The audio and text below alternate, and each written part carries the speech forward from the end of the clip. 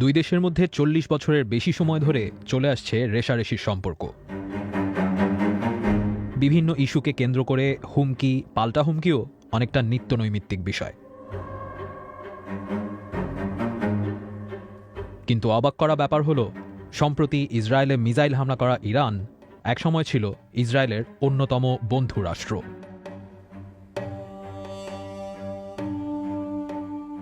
Israel রাষ্ট্র প্রতিষ্ঠা হওয়ার ২ বছর পর ১৯৫০ সালে দ্বিতীয় মুসলিম দেশ হিসেবে তুরস্কের পর ইসরায়েলকে স্বীকৃতি দিয়েছিল ইরান। তখন থেকে পরবর্তী ২ দশকের বেশি সময় ধরে ইসরায়েলকে স্বীকৃতি দেয়া মুসলিম দেশ ছিল শুধু তুরস্ক আর ইরান। ইরান ও ইসরায়েলের মধ্যে সে সময় অর্থনৈতিক ও সামরিক লেনদেন ছিল। ইরানের প্রধান রপ্তানি পণ্য ছিল জ্বালানি তেল, যার বিনিময়ে তাদের প্রযুক্তি ও সামরিক ক্ষেত্রে সহায়তা করত ইসরায়েল।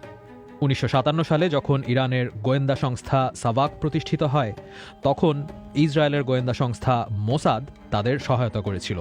ওই সময়ে ইসরায়েলের সাথে ইরান সম্পর্ক ধরে রাখায় মনোযোগী হয় মূলত যুক্তরাষ্ট্রের সমর্থন নিশ্চিত করার জন্য।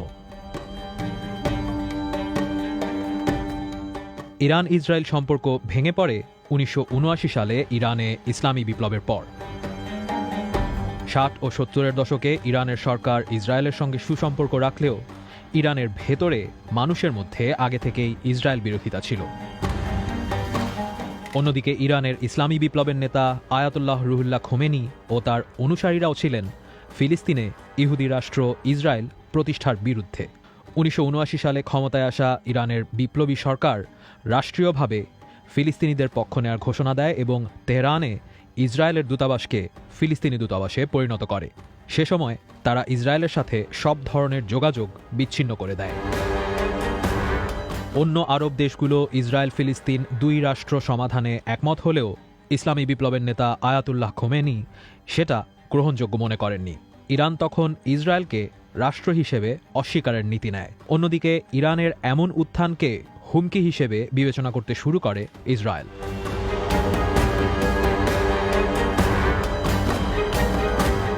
ইরান যখন থেকে দূরপাল্লার মিসাইল তৈরি ও পরমাণু প্রকল্পের কাজ শুরু করে, তখন থেকে ইসরায়েলের সাথে তাদের সম্পর্কের অবনতি হওয়া শুরু করে।